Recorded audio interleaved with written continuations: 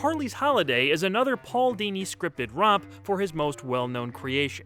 It pairs nicely with Quinn's last appearance in Harley Quinn, as it's filled with hijinks, including some very humorous moments, and even a fair amount of genuine heart. Yet another example of why this character took off like she did.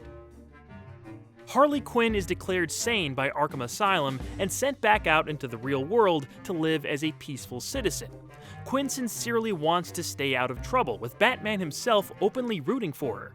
But on her first day out, she stops by a store to buy a dress and leaves without the security tag being removed. This triggers the alarm and a misunderstanding ensues that results in Quinn donning her makeup and costume, then kidnapping the nearby Veronica Vreeland and stealing her car.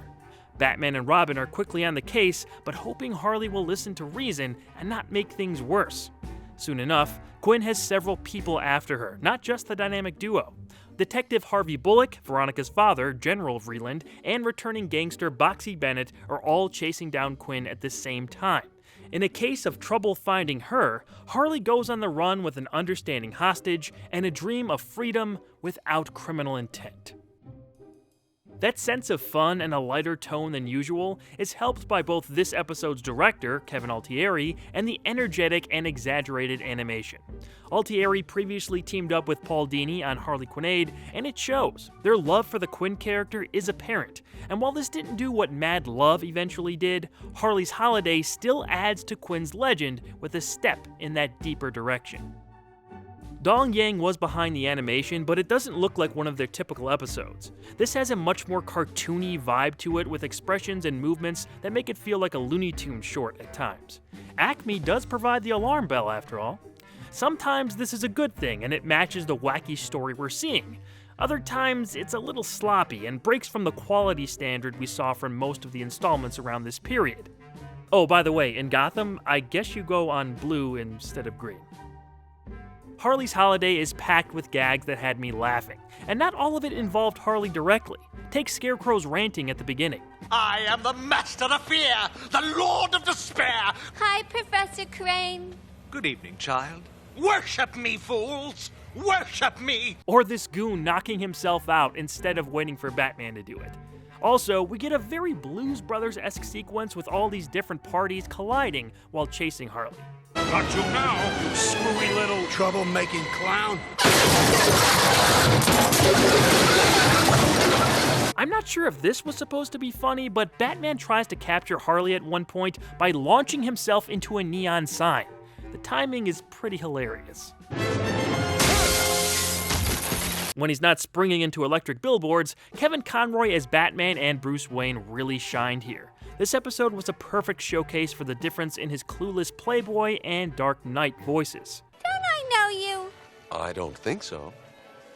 Something about that chin. Miss, please. I'm sure this has all been a simple misunderstanding. Sounds like Harley didn't waste any time getting into trouble. She's good at that. Also, the character's compassion is on full display. In contrast to his attitude towards the Penguin and Riddler, he is in full support of Harley's release from incarceration. He knows that Quinn isn't rotten to her core like her corruptor, the Joker. No, if given the chance, Harleen Quinzel can do the right thing, as seen to some degree in Batman's experience with her as an ally. He's on her side. All the work you've done, your freedom.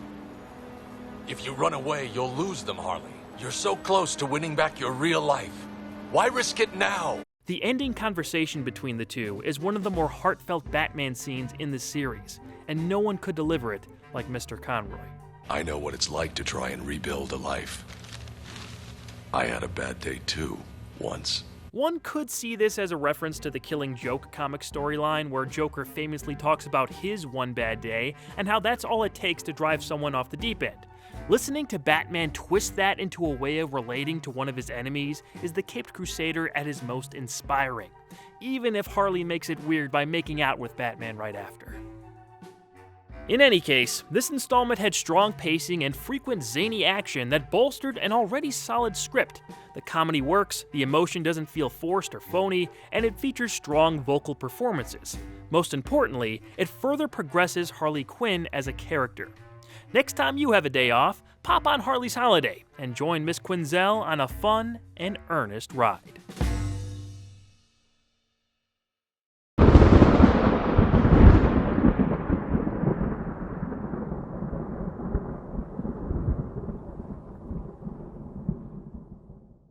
addresses you anyway?